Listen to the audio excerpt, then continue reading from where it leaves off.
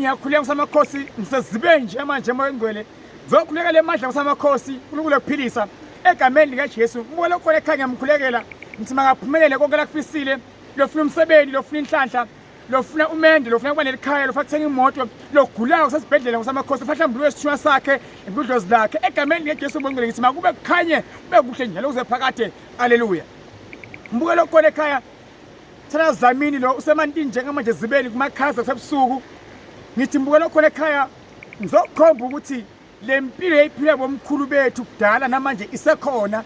basakhona nabafana nathi basangena emantini lebanesibinzi labangesabi ungasho mbulo ekhaya ukuthi ndawukufa tingwenya tilwane kepha into nginangiboniswe kahle angikwazi ukudibana nenkinga manje ezibeni kwangifike nginikele ngenze lokho engikhonjiswe kona mbulo lokho ekhaya